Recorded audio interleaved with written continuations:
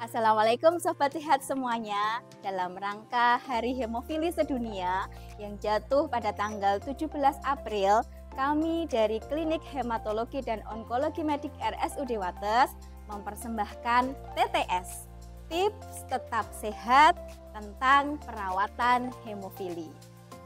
Bersama saya, Triani Rahmadewi, saya perawat di Klinik Hematologi Onkologi Medik RSUD Wates. Nah, Sobat Sehat semuanya, apakah sudah tahu apa itu hemofili? Jadi, hemofili ini termasuk penyakit yang langka ya. Jadi wajar jika baru mendengar istilah ini. Ya, jadi hemofili itu adalah termasuk penyakit hematologi atau penyakit kelainan darah, di mana darah di dalam tubuh seseorang itu tidak bisa menggumpal secara normal.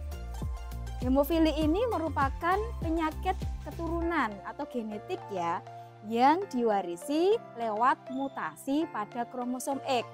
Sehingga angka kejadian hemofili itu lebih banyak pada laki-laki.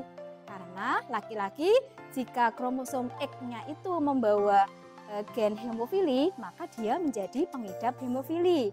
Sedangkan perempuan karena kromosomnya itu XX, jika salah satu punya gen hemofili, maka masih punya kromosom X yang satunya, sehingga dia tidak menjadi pengidap pada perempuan, tetapi sebagai pembawa atau karier hemofili.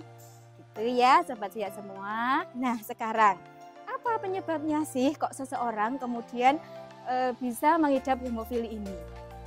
Jadi, penyebab hemofili ini adalah karena kekurangan protein pembekuan atau faktor pembekuan di dalam tubuh yang berfungsi untuk membantu penggumpalan darah.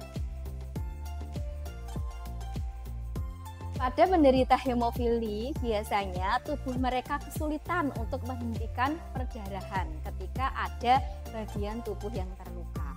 Dia akan mengalami perdarahan yang lebih lama setelah cedera dibanding orang yang tidak mengidap hemofili. Itu gejalanya ya. Kemudian tanda-tandanya apa? 1. Perdarahan yang tidak dapat dijelaskan dan berlebihan dari luka atau setelah operasi atau saat perawatan gigi ya. Jadi terjadi perdarahan yang berlebihan. Kemudian bisa terjadi perdarahan yang tidak biasa setelah vaksinasi. Kemudian bisa jadi kulit yang mudah memar. Kemudian nyeri, bengkak, atau perdarahan di persendian. Kemudian bisa jadi sering kesemutan. Ya. Kemudian nyeri ringan pada siku, lutut, dan pergelangan kaki. Selanjutnya bisa jadi ketika buang air besar dan buang air kecil ada darahnya. Kemudian mimisan tanpa penyebab yang jelas. Yang terakhir bisa jadi terjadi perdarahan otak. Beberapa tindakan pencegahan dan juga perawatan untuk menjalani hidup sehat pada penderita hemofili. Yang pertama, lakukan kebersihan gigi dengan baik, sehingga meminimalkan kemungkinan pencabutan gigi yang tadi dapat menimbulkan resiko terjadinya perdarahan. Yang kedua, lindungi dari cedera yang dapat menyebabkan perdarahan. Misalnya ketika bersepeda, gunakan pelindung siku dan lutut. Kemudian ketika di rumah, hindari furnitur rumah yang memiliki sudut tajam, sehingga meminimalkan terjadinya resiko cedera di rumah. Kemudian yang ketiga, lindungi persendian dengan berolahraga. Tujuannya untuk mengurangi beban kerja pada persendian. Namun dalam hal ini, hindari jenis olahraga yang sekiranya akan menyebabkan kontak fisik yang tinggi.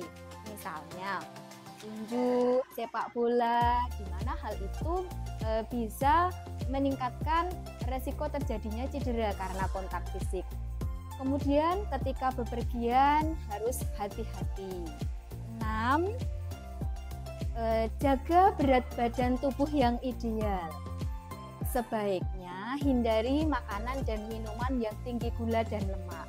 Karena ketika berat badan berlebih, sendi akan mendapat tekanan yang terlalu besar, di mana hal itu kemudian bisa memicu kerusakan pembuluh darah sehingga meningkatkan resiko terjadi perdarahan.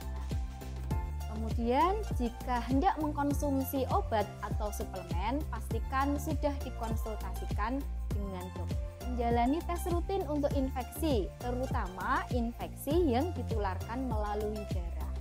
Dan yang terakhir, ketika terjadi perdarahan, segera atasi dan segera bawa ke layanan kesehatan terdekat. Demikian tips tetap sehat hari ini, sampai ketemu lain waktu.